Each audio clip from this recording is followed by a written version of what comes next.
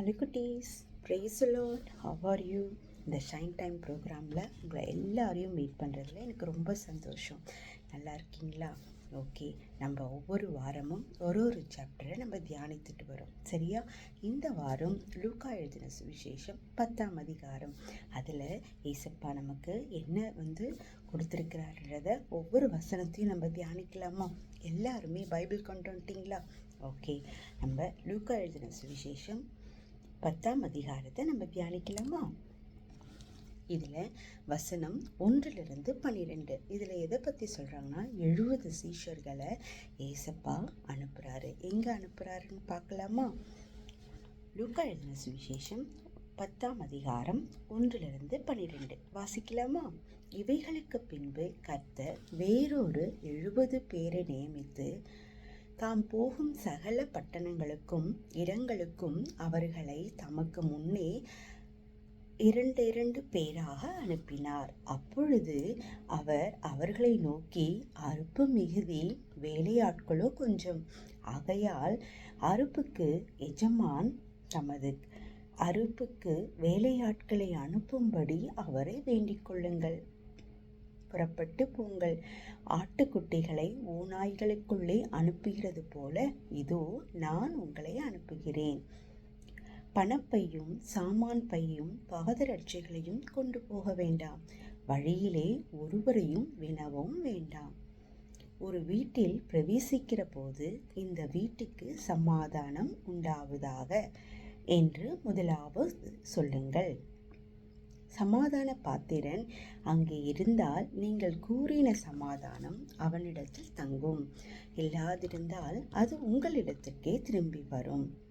அந்த வீட்டிலே தானே நீங்கள் தங்கியிருந்து அவர்கள் கொடுக்கிறவைகளை புசித்து குடியுங்கள். வேலையால் தன் கூலிக்கு பாத்திரனாயிருக்கிறான். வீட்டுக்கு வீடு போகாதிருங்கள். ஒரு பட்டணத்தில் நீங்கள் பிரவேசிக்கிற போது ஜனங்கள் உங்களை ஏற்றுக்கொண்டால் அவர்கள் உங்கள் முன் வைக்கிறவைகளை நீங்கள் புசித்து அவ்விடத்தில் உள்ள பிணியாளிகளை சொஸ்தமாக்கி, தேவனுடைய ராஜ்யம் உங்களுக்கு சமீபமாய் வந்திருக்கிறது என்று அவர்களுக்கு சொல்லுங்கள். யாதொரு பட்டணத்தில் நீங்கள் பிரவேசிக்கிற பொழுது ஜனங்கள் உங்களை ஏற்றுக்கொள்ளாவிட்டால் அதன் வீதிகளில் நீங்கள் போய், எங்களில் ஒட்டின உங்கள் பட்டணத்தில் தூசியையும் உங்களுக்கு விரோதமாய் துடைத்து போடுகிறோம். ஆயினும் தேவனுடைய ராஜ்யம் உங்களுக்கு சமீபமாய் வந்திருக்கிறது என்பதை அறிந்து கொள்வீர்களாக என்று சொல்லுங்கள். அந்த பட்டணத்திற்கு நேரிடுவதை பார்க்கிலும் அந்த நாளிலே சோதோம் நாட்டிற்கு நேரிடுவது இலகுவாயிருக்கும் என்று உங்களுக்கு சொல்லுகிறேன். ஏசப்பா என்ன பண்றாரு? வேறொரு 70 பேரை நியமிக்கிறாரு. அப்படின்னு சொல்கிறாரு. நீங்கள் சகல பட்டணங்களுக்கு போய் என்ன பண்ணுங்க, 2 பேராக போங்க. அங்கே அறுப்பு மிகுதி, வேலையாட்கள் கொஞ்சம் அப்படின்னு எஜமான் யாருக்கு சொல்கிறாங்க? எல்லா வேலையாட்களையும் அனுப்பும்படி என்ன பண்ணுறாரு? வேண்டிக் கொள்கிறாங்க. அப்போ எல்லாரும் என்ன பண்ணுறாங்க? போகிறாங்க. இப்போ சுவிசேஷம் சொல்கிற போகிற இடத்துல எல்லா அறுப்பும் மிகுதியாக இருக்குது, ஆனால் வேலையாட்கள் இல்லையே, சுவிசேஷம் சொல்ல ஒருவரும் இல்லையே, அந்த இடத்துக்கு போய் சொல்ல ஒருவரும் இல்லையே அப்படின்னு எஜமான் யார்? ஏசப்பா ஃபீல் பண்ணுறாரு. அப்போது அந்த இடத்துல நீங்கள் எல்லாம் புறப்பட்டு போங்க, நான் உங்களை அனுப்புகிறேன். அப்போ அங்கே நீங்கள் போகும்போது என்ன கொண்டு போகக்கூடாதுன்னா, பணம், ஆட்டுக்குட்டி, சாமான் பைகள், பாதரட்சைகளை தான், செருப்பு, இது எதுவுமே கொண்டு போகாதீங்க. வழியில் ஒருத்தரையும் நீங்கள் என்ன பண்ணால் கேள்வியும் கேட்காதீங்க. நீங்கள் வீட்டுக்குள் போகும் பொழுது அந்த வீட்டுக்கு சமாதானம் உண்டாவதாக அப்படின்னு சொல்லுங்கள். நீங்கள் கூட நிறைய ஃப்ரெண்ட்ஸ் வீட்டுக்கு போவீங்க இல்லையா? நிறைய இந்து ஃப்ரெண்ட்ஸ், முஸ்லீம் ஃப்ரெண்ட்ஸ், நிறைய ஃப்ரெண்ட்ஸ் இருப்பாங்க. நீங்கள் ஜோவியலாக பேசுவீங்க. அந்த வீட்டில் இருந்து வரும்போது நீங்கள் என்ன பண்ணணும்? அந்த வீட்டுக்கு சமாதானம் இருக்கணும் ஏசப்பா அப்படின்னு நீங்கள் மனசுக்குள்ளே ப்ரேயர் பண்ணும்பொழுது அந்த இடத்துல சமாதானம் இருக்கும். சப்போஸ் அவர்களிடத்துல தங்க இல்லாதிருந்தால் அது என்ன பண்ணும்? அது நமக்கே வந்துடும் ஏசப்பா சொல்கிறாரு. நீங்கள் போகிற சீஷர்களுக்கெல்லாம் ஏசப்பா என்ன சொல்கிறாங்க? நீங்கள் போங்க, 2 பேராக போங்க. அந்த பட்டணத்துக்கு நீங்கள் போகும்போது பணத்தை கொண்டு போகாதீங்க, அப்புறம் பாதரட்சை இது பண்ணாதீங்க, தேவையானதை எடுத்துகிட்டு போகாதீங்க, யார்கிட்டையும் கொஸ்டின் கேட்காதீங்க, உங்களுக்கு தேவையானதை நான் தருவேன் அப்படின்னு என்ன ஏசப்பா சீஷர்களை பார்த்து சொல்கிறாரு. அதே மாதிரி தான் அந்த இடத்துல நீங்கள் ஒரு வீட்டுக்கு போனீங்கன்னா சமாதானம் அப்படின்னு நீங்கள் முதலாவது சொல்லணும். அப்படி அங்கே அவங்கக்கிட்ட தங்கி இருக்கணும்னு இருந்தால் ஏசப்பா என்ன பண்ணுவார், அந்த சமாதானம் அவங்க இடத்துல இருக்கும். இல்லைன்னா உங்களிடத்துக்கே திரும்பி வரணும் அப்படின்னு ஏசப்பா சொல்கிறாரு. அப்போ அந்த வீட்டில் நீங்கள் தங்கியிருந்து அவர்கள் கொடுக்கறத நீங்கள் சாப்பிடுங்க. அப்போது வேலையால் தன் கூலிக்கு பார்த்தனக்கானா இருக்கான். எல்லா வீட்டுக்கு போகாதீங்க. ஒரு இடத்துல உங்களை கூப்பிட்டு உங்களுக்கு சாப்பாடு கொடுக்குறேன்னா சாப்பிடுங்க. அதுக்காக எல்லா வீட்டுக்கும் நீங்கள் போகாதீங்க அப்படின்னு ஏசப்பா சொல்கிறாரு. ஒரு பட்டணத்தில் நீங்கள் பிரவேசிக்கும் பொழுது ஜனங்கள் உங்களை ஏற்றுக்கொண்டால் அவர்களுக்கு முன்பாக வைக்கிறவைகளை, அதாவது உங்களுக்கு முன்பாக என்ன வைக்கிறாங்களோ அதை சாப்பிடுங்க. பிணியாளர்களை சுஸ்தமாக்கி தேவனுடைய ராஜ்யம் உங்களுக்கு சமீபமாய் வந்திருக்கிறது என்று அவர்களுக்கு சொல்லுங்க. யாதொரு பட்டணத்தில் நீங்கள் பிரவேசிக்கிற பொழுது ஜனங்கள் உங்களை ஏற்றுக்கொள்ளாவிட்டால் அதன் வீதிகளிலே நீங்கள் போய் எங்களின் ஒட்டின உங்கள் பட்டணத்தின் தூசியையும் உங்களுக்கு விரோதமாய் துடைத்து போடுகிறோம். ஆயினும் தேவனுடைய ராஜ்யம் சமீபமாய் வந்திருக்கிறது என்பதை அறிந்து கொள்வீர்களாக. என்ன சொல்கிறாரு ஏசப்பா இங்கே? நீங்கள் போய் சாப்பிடுங்க, ஆனால் வீட்டுக்கு போகாதீங்க. அவங்க சாப்பிட்டு முடித்த பிறகு நீங்கள் என்ன பண்ணுங்க, வியாதி உள்ளவர்களை நீங்கள் குணப்படுத்துங்க. தேவனுடைய ராஜ்யம் சமீபமாய் வந்திருக்கிறது என்று எல்லார்கிட்டையும் சொல்லுங்க. அந்த பட்டணத்தில் நீங்களை பிரவேசிக்கும் பொழுது, அந்த ஒரு ஊருக்குள்ளே நீங்கள் போகும்பொழுது உங்களை ஏற்றுக்கொண்டாங்கன்னா நீங்கள் போய் என்ன பண்ணுங்க, உங்கள் கால் உள்ள தூசியையும் அவர்களுக்கு விரோதமாக துடைத்து போடுங்க. சரியா? அவங்க ஏற்றுக்கொள்ளலைன்னா இப்படி செய்யுங்க அப்படின்னு சொல்லிட்டு தேவனுடைய ராஜ்யம் உங்களுக்கு சமீபமாய் வந்திருக்கிறது என்பதை அறிந்து கொள்வீர்களாக என்று சொல்லுங்கள். அப்போது அந்த பட்டணத்திற்கு நேரிடுவதை பாகிலும் அந்த நாளிலே சோதோம் நாட்டிற்கு நேரிடுவது இலகுவாக இருக்கும் அப்படின்னு ஏசப்பா சொல்கிறாரு. 1 to 12 வசனத்தில் நம்ம எதை பற்றி மெயினாக பார்க்குறோம்? ஏசப்பா 70 பேரை சீஷர்களை என்ன பண்ணுறாங்க, அனுப்புகிறாங்க. 2 பேராக ஒவ்வொரு பட்டணத்துக்கு அனுப்பி நீங்கள் போய் என்ன பண்ணுங்கள், சுவிசேஷத்தை சொல்லுங்கள். அப்படி நீங்கள் போகும்போது பணத்தையும் கொண்டு போகாதீங்க, தேவையானதை கொண்டு போகாதீங்க, பாதரட்சையும் கொண்டு போகாதீங்க, யார்கிட்டையும் கொஷின் கேட்காதீங்க. நீங்கள் போகிற இடத்துல அவங்க கொடுக்கறத சாப்பிடுங்க. அப்படி போகும்போது அவங்கக்கிட்ட நீங்கள் என்ன சொன்னீங்க, சமாதானம் உண்டாவதாக அப்படின்னு சொல்லுங்கள். அவங்கக்கிட்ட சமாதானம் நிலைத்திருந்தால் அவங்கக்கிட்ட இருக்கும், இல்லைன்னா உங்ககிட்டயே திரும்பி வந்துடும். அப்போது அது மட்டும் இல்லாமல் நீங்கள் என்ன பண்ணுங்கள், போகிற இடத்துல தேவனுடைய ராஜ்யம் சமீபமாக இருக்கிறது அப்படின்னு நீங்கள் சுவிசேஷத்தை சொல்லுங்கள். வீட்டுக்கு போய் நீங்கள் சாப்பிடாதீங்க, ஒரு வீட்டில் நீங்கள் போகும்பொழுது சாப்பிடுங்க. அது மட்டும் இல்லாமல் பிணியாளர்களை சுஸ்தமாக்குங்க, தேவனுடைய ராஜ்யம் சமீபமாய் வந்திருக்கிறதுன்னு சொல்லுங்க.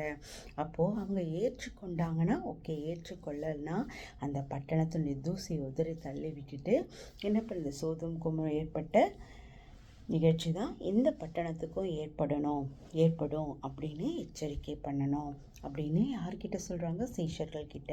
எல்லாரும் 2 பேராக ஒவ்வொரு பட்டணத்துக்கும் போகிறாங்க இல்லையா? அப்போது அவருடைய வருகை சமீபமாக இருக்கிறது. கரெக்டாக? அப்போது நம்ம என்ன பண்ணோம், நம்ம கூட ரொம்ப ஜாக்கிரதையாக இருந்து ஏசப்பா நம்மளை ஒரு இடத்துக்கு போகிறோம் அப்படின்னு சொன்னாங்கன்னா நம்ம உடனே கீழ்ப்படிந்து போகணும் குட்டீஸ். சரியா? ஏசப்பாவுடைய வசனத்தை கருத்தாக கவனிக்கணும். அவருடைய சீஷர்களாக நம்ம இருக்கணும். விசுவாசியாகவே மட்டும் இல்லாமல், சுயநலமான ஜெபம் மட்டும் இல்லாமல் நம்ம என்ன பண்ணணும், ஏசப்பாவுடைய சீஷர்களாக இருக்கணும். சரியா? ஓகே, அடுத்த வசனம் பார்க்கலாமா? வசனம் 13 24. இதில் மனம் திரும்பாத நகரங்களுக்கு ஏசப்பா எப்படி எச்சரிக்கை தராரு, சீஷர்களுக்கிட்ட எப்படி மகிழ்ச்சி கொடுக்குறாருன்றதை நம்ம பார்க்க போகிறோம். 13 to 24 பார்க்கலாமா? கோரோசின் பட்டணமே உனக்கு ஐயோ, பெத்சாய் பட்டணமே உனக்கு ஐயோ, உங்களில் செய்யப்பட்ட பலத்த செய்கைகள் தீருவிலும் சீதோவினிலும் செய்யப்பட்டிருந்தனால் அப்பொழுதே இருட்டுடுத்தி சாம்பலில் உட்கார்ந்து மனம் திரும்பி இருப்பார்கள். நியாயத்தீர்ப்பு நாளில் உங்களுக்கு நேரிடுவதை பார்க்கிலும் தீருவுக்கும் சீதோனுக்கும் நேரிடுவது இலகுவாயிருக்கும். வான பரியந்தம் உயர்த்தப்பட்ட கப்பர்நகுவே, நீ பாதாள பரியந்தமும் தாழ்த்தப்படுவாய் என்று சொல்லி சீஷரை நோக்கி, உங்களுக்கு செவி கொடுக்கிறவன் எனக்கு செவி கொடுக்கிறான், உங்களை அசட்டை பண்ணுகிறவன் என்னை அசட்டை பண்ணுகிறான், என்னை அசட்டை பண்ணுகிறவன் என்னை அனுப்பினவரை அசட்டை பண்ணுகிறான் என்றார். பின்பு அந்த 70 பேரும் சந்தோஷத்துடனே திரும்பி வந்து, ஆண்டவரே, உம்முடைய நாமத்தினாலே பிசாசுகளும் எங்களுக்கு கீழ்ப்படுகிறது என்றார்கள். அவர்களை அவர் நோக்கி, சாத்தான் மின்னலைப் போல வானத்திலிருந்து விழுகிறதை கண்டேன். இதோ, சர்ப்பங்களையும் தேள்களை மிதிக்கவும் சத்துருனுடைய வல்லமைகளை மேற்கொள்ளவும் உங்களுக்கு அதிகாரம் கொடுக்கிறேன். ஒன்றும் உங்களை சேதப்படுத்த மாட்டாது. ஆகிலும் ஆவிகள் உங்களுக்கு கீழ்ப்படுகிறதற்காக நீங்கள் சந்தோஷப்படாமல் உங்கள் நாமங்கள் பரலோகத்தில் எழுதியிருக்கிறதற்காக சந்தோஷப்படுங்கள் என்றார். அந்த வேளையில் இயேசு ஆவியிலே களி கூர்ந்து, பிதாவே, வானத்துக்கும் பூமிக்கும் ஆண்டவரே, இவைகளை நீர் ஞானிகளுக்கும் கல்விமான்களுக்கும் மறைத்து பாலகருக்கு வெளிப்படுத்தினபடியினால் உம்மை ஸ்தோத்தரிக்கிறேன். ஆம் பிதாவே, இப்படி செய்வது உம்முடைய திருவுளத்துக்கு பிரியமாயிருந்தது. சகலமும் என் பிதாவினால் எனக்கு ஒப்பு கொடுக்கப்பட்டிருக்கிறது. பிதா தவிர வேறொருவனும் குமாரன் இன்னார் என்று அறியான், குமாரன் அவரை எவனுக்கு வெளிப்படுத்த சித்தமாயிருக்கிறாரோ அவனை தவிர வேறொருவனும் பிதா இன்னார் என்று அறியான் என்றார். பின்பு தமது சீஷரிடத்தில் திரும்பி தனித்து அவர்களை நோக்கி, நீங்கள் காண்கிறவைகளை காணும் கண்கள் பாக்கியமுள்ளவைகள். அநேக தீர்க்கதரிசிகளும் ராஜாக்களும் நீங்கள் காண்கிறவைகளை காணவும் நீங்கள் கேட்கிறவைகளை கேட்கவும் விரும்பியும் காணாமலும் கேளாமலும் போனார்கள் என்று உங்களுக்கு சொல்லுகிறேன் என்றார். இங்கே நம்ம யாரை பார்க்குறோம் குட்டீஸ்? இங்கே ஏசப்பா என்ன பண்ணுறாரு? மனம் திரும்பாத நிறைய கிராமங்கள் இருக்குது, நகரங்கள் இருக்குது இல்லையா? அவங்களுக்கெல்லாம் என்ன பண்ணுறாரு? எச்சரிப்பை கொடுக்குறாரு. அதே சமயத்தில் சீஷர்களும் மகிழ்ச்சியாக இருக்கிறாங்க இயேசு சொல்கிறத வச்சு. அதில் இங்கே என்ன சொல்கிறாரு? ஃபஸ்ட்டு அந்த பட்டணத்து நீர், அது கோரோசின் பட்டணமே, உனக்கு ஐயோ. என்னென்ன பட்டணம் பற்றி சொல்கிற? கோரோசின் பட்டணம், பெத்சாயிதா பட்டணம், இவங்களுக்கு எல்லாத்துக்குமே எச்சரிக்கை சொல்கிறாரு. சீதோன் பட்டணம். அப்பொழுது என்ன பண்ணீங்க? நீங்கள் சாம்பலில் உட்கார்ந்து மனம் திரும்பி இருப்பீங்களே, இப்படிப்பட்ட செய்கை நீங்கள் செய்கிறதுனால நியாய தீர்ப்பையில் உங்களுக்கு நேரிடுவதை பார்க்கிலும் தீர்வுக்கும் சீதோனுக்கும் நேரிடுவது இலவாக இருக்கும். நம்ம நியாய தீர்ப்பதில், ஜட்ஜ்மெண்ட்டில் அன்னைக்கு ஏற்படுறதை பார்க்கிலும் இப்போ நீங்கள் மனம் திரும்பினா நல்லா இருக்கும்.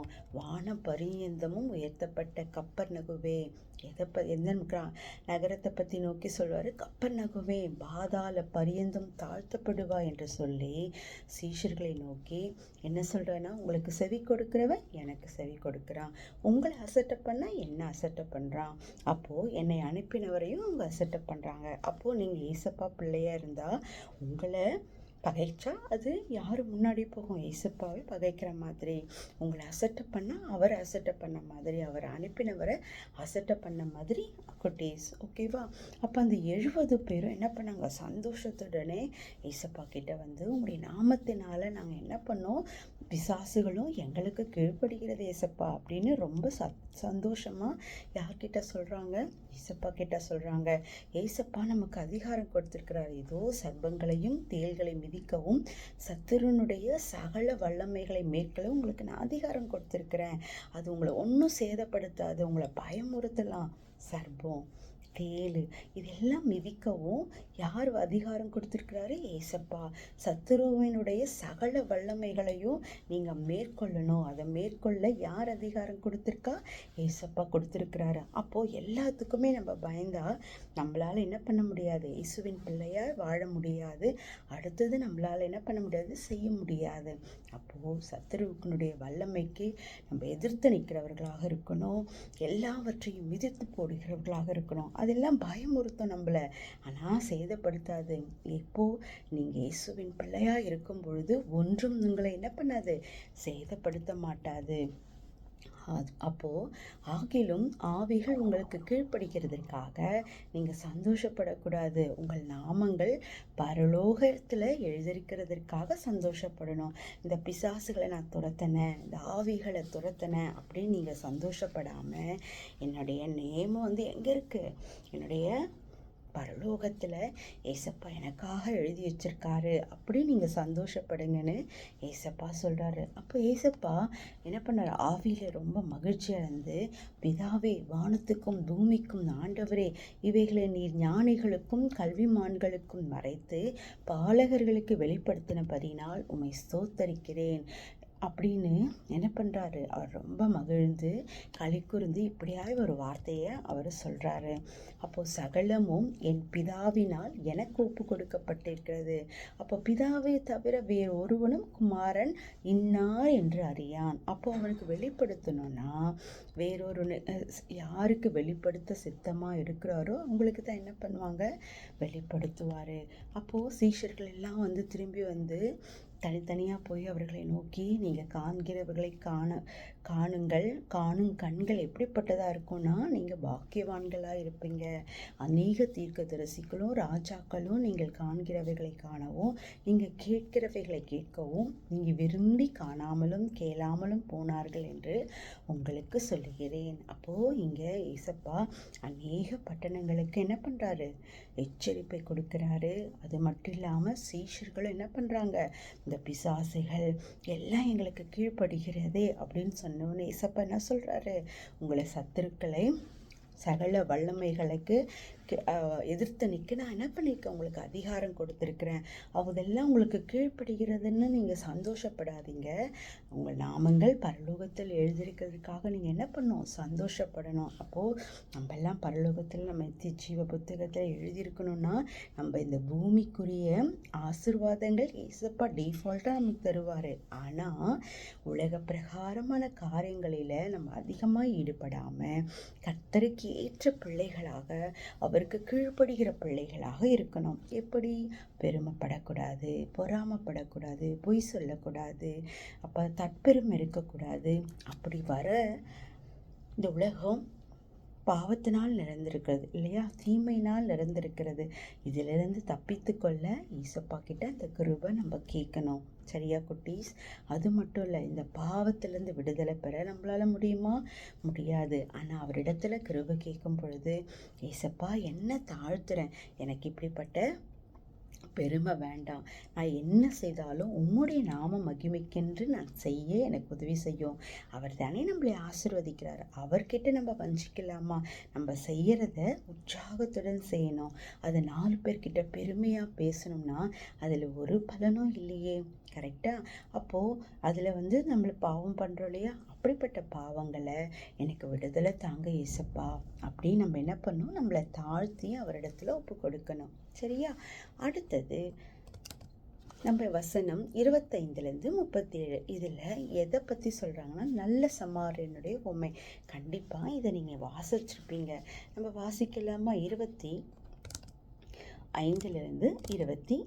37 வரை பார்க்கலாமா? அப்பொழுது நியாயசாஸ்திரி ஒருவன் எழுந்திருந்து அவரை சோதிக்கும்படி, போதகரே, நித்திய ஜீவனை சுதந்தரித்து கொள்ளும்படிக்கு நான் என்ன செய்ய வேண்டும் என்று கேட்டான். அதற்காக, நியாயப்பிரமாணத்தில் என்ன எழுதியிருக்கிறது, நீ வாசித்திருக்கிறது என்ன என்றார். அவன் பிரதியுத்தரமாக, உன் தேவனாகிய கர்த்தரிடத்தில் உன் முழு இருதயத்தோடும், உன் முழு ஆத்மாவோடும், உன் முழு பலத்தோடும், உன் முழு சிந்தையோடும் அன்பு கூர்ந்து உன்னிடத்தில் அன்பு கூறுவது போல பிறனிடத்திலும் அன்பு கூறுவாயாக என்று எழுதியிருக்கிறது என்றான். அவர் அவனை நோக்கி, நிதானமாய் உத்தரவு சொன்னாய், அப்படியே செய், அப்பொழுது பிழைப்பாய் என்றார். அவன் தன்னை நீதிமான் என்று காண்பிக்க மனதாய் இயேசுவை நோக்கி, எனக்கு பிறன் யார் என்று கேட்டான். இயேசு பிரதியுத்தரமாக, ஒரு மனுஷன் எருசலேமிலிருந்து எரிகோவுக்கு போகையில் கள்ளர் கையில் அகப்பட்டான். அவர்கள் அவன் வஸ்திரங்களை உரிந்து கொண்டு அவனை காயப்படுத்தி குற்றுயிராக விட்டு போனார்கள். அப்பொழுது தற்செயலாய் ஒரு ஆசாரியன் அந்த வழியே வந்து அவனை கண்டு பக்கமாய் விலகி போனான்.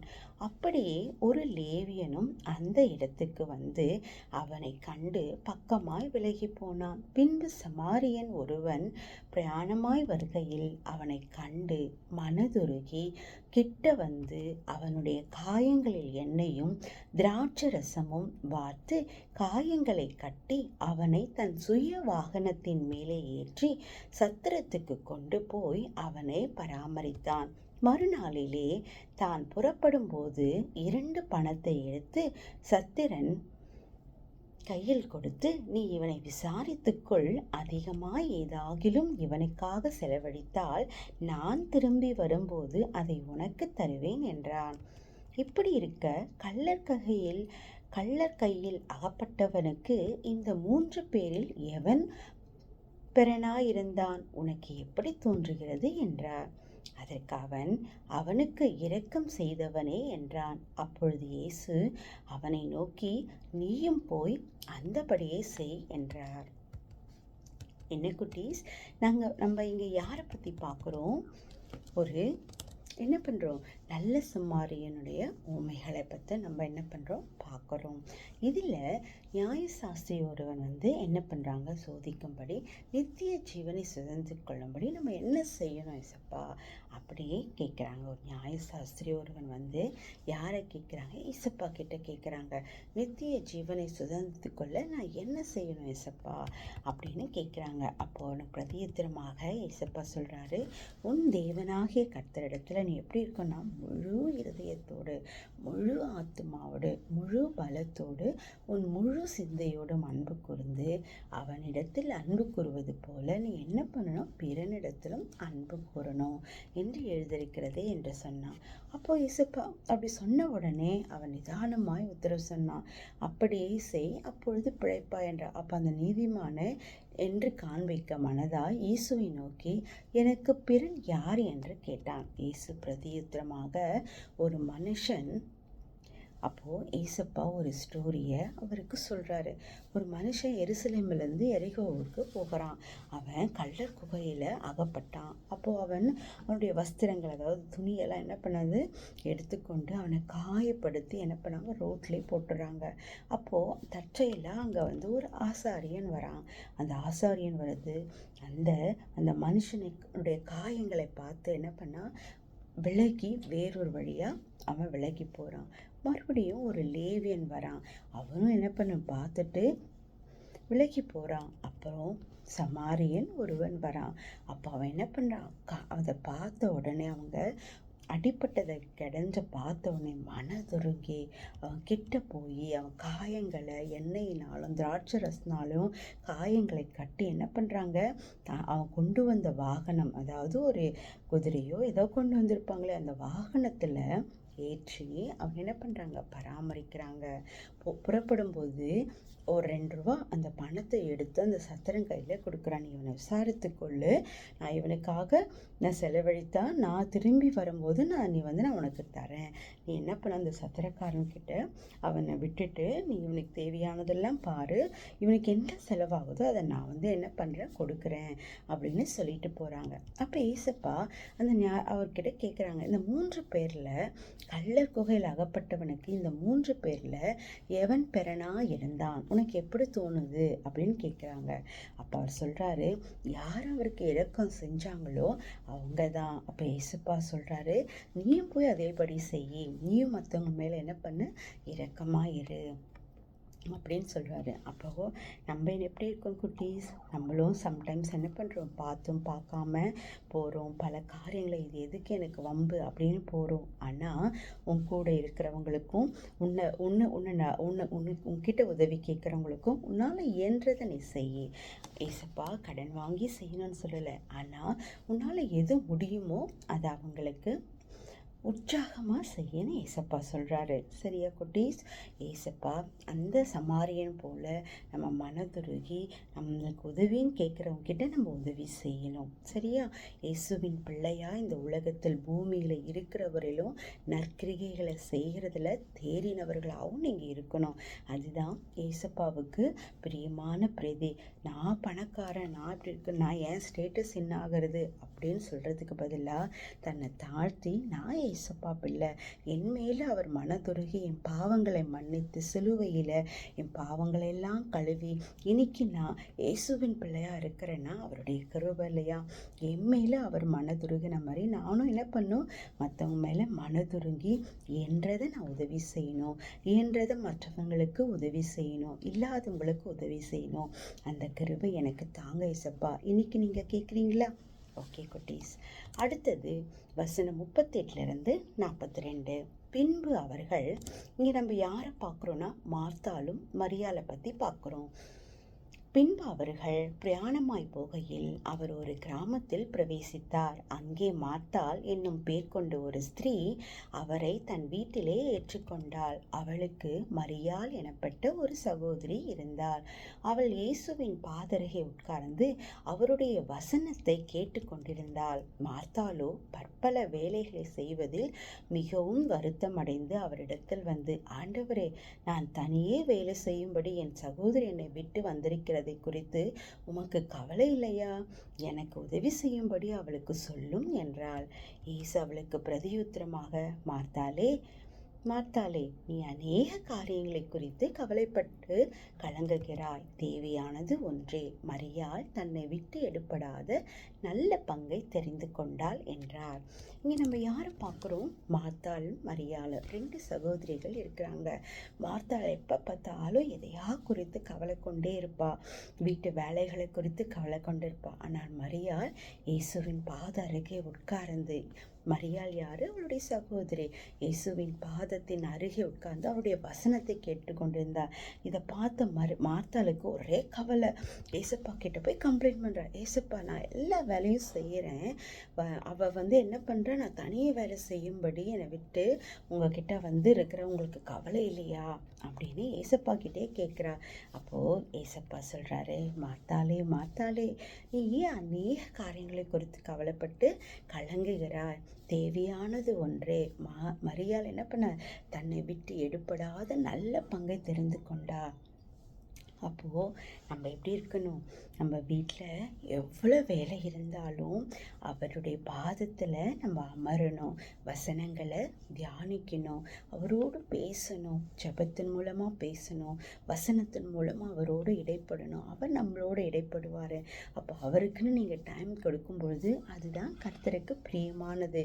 நம்மளுக்கு ஒரு நாள் ஃபுல்லாக நிறைய வேலை இருக்கும், டைம் இருக்காது அப்படின்னு சாக்கு போக்கு சொல்லாமல் அவருடைய பாதத்தில் அமர்ந்து அவருக்காக காத்திருக்கும் பொழுது அவர் நீங்கள் கேட்குறதுக்கும் அதிகமாய் செய்ய வல்லவராக இருக்கிறார். அநேக காரியங்களை குறித்து நம்ம கலக்கம் கொள்ளாமல், எனக்கு நீங்கள் போதும் ஏசப்பா, இந்த பிரச்சனையை தீர்க்க, இந்த உலகத்தில் இருக்கிறவனோட என்னில் இருக்கிற நீர் எப்படிப்பட்டவன்? பெரியவர் ஆண்டவரே, நான் ஏன் அநேக காரியங்களை குறித்து கலங்கணும்?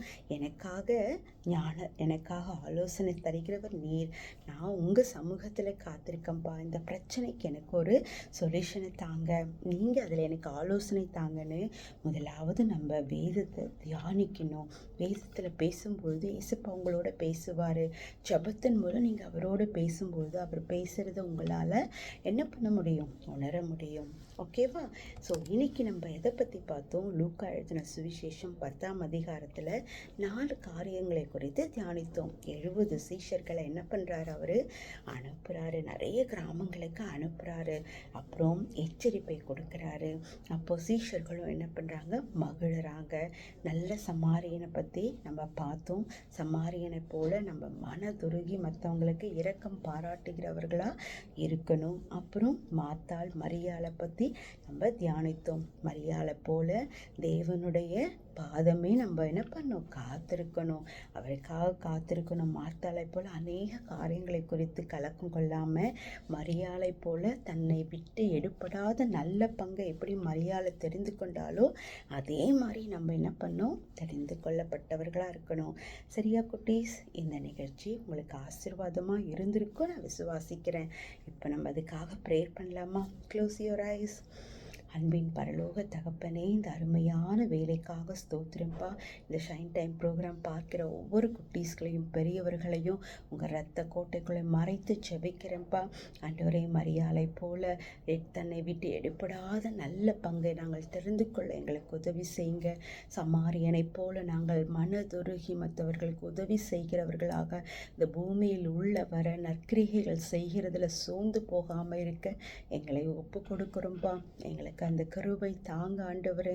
அப்பா, உம்மை குறித்து நாங்கள் அநேகருக்கு சுவிசேஷம் சொல்ல, அப்பா நீங்கள் எங்களுக்கு செய்த நன்மைகளை அநேகர்களுக்கு நாங்கள் சொல்ல எங்களுக்கு கிருபை பாராட்டுங்க. எங்களுக்குள் இருக்கிற பெருமைகள் அப்பா, பொறாமையின் ஆவிகள், இச்சையின் ஆவிகளை இயேசுவின் நாமத்தில் நாங்கள் கடிந்து கொள்கிறோம் ஆண்டவரே. சப்பா, எங்களுக்குள்ள அப்படிப்பட்ட தீய குணங்கள் இல்லாதபடிக்கு எங்களுக்கு உதவி செய்யுங்க. இன்னைக்கு ஒப்பு கொடுக்கிற ஒவ்வொரு குட்டீஸ்களை நீர் ஆசீர்வதிங்க.